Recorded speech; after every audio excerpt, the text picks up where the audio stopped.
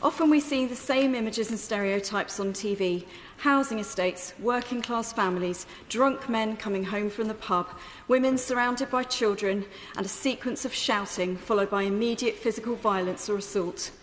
But the soap opera scenes only tend to focus on one or two aspects of a much bigger and more complex picture. Domestic violence has many faces, and the faces of those who survive it are varied too.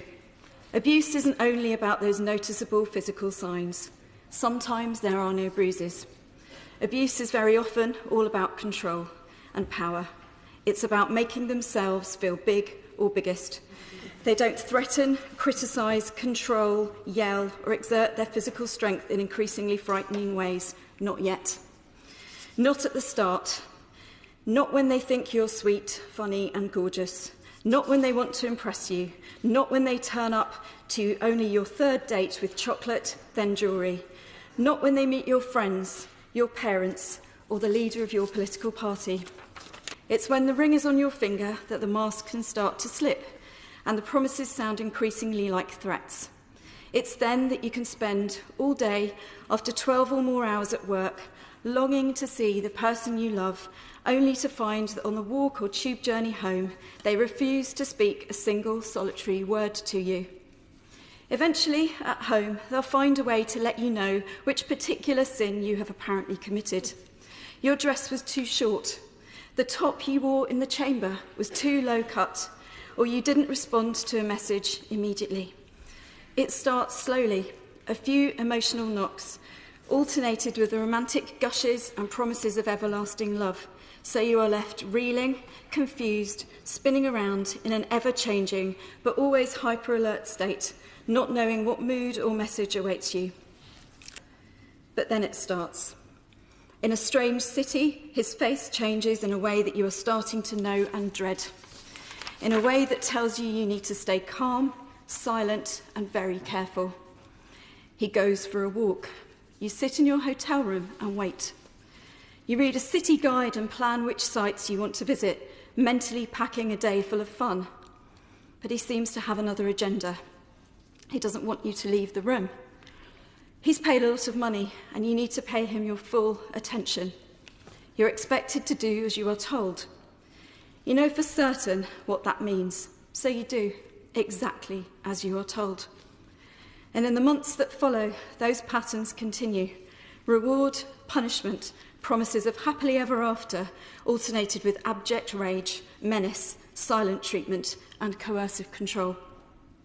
Financial abuse and control, a point-blank refusal to disclose his salary or earnings, an assumption and insistence on it being okay to live in your home without contributing a single penny as bills continue to pile up. A refusal to work as your salary is great and public knowledge. The false promises to start paying some specific bills, which you discover months later remain unpaid.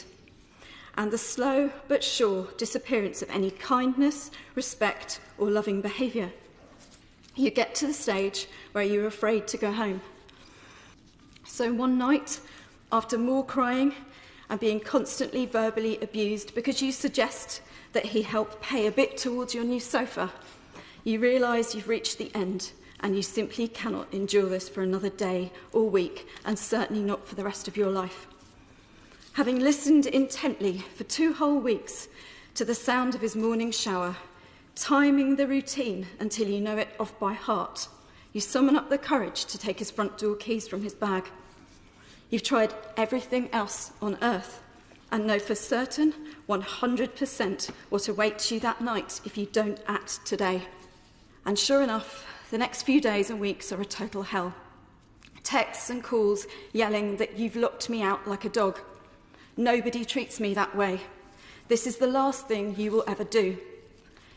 You cry, you grieve for your destroyed dreams, you try to heal, you ignore the emails from wedding companies, but it's like withdrawal, and it takes 6 months. But one day, you notice that you're smiling, that it's okay to laugh, and it's a week or 2 since the daily sobbing stopped. You realise you're allowed to be happy. You dare to relax, and you dare to start to feel free.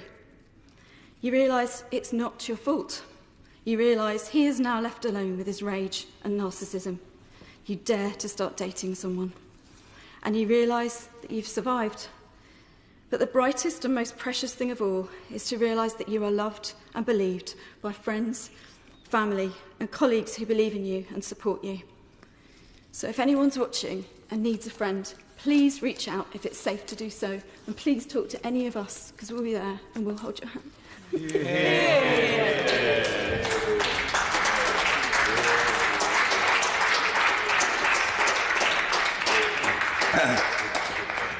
Well, I thank the Honourable Lady for that speech, which was simultaneously as horrifying and moving a contribution in the Chamber as I've heard in 22 years' membership of the House. Thank you.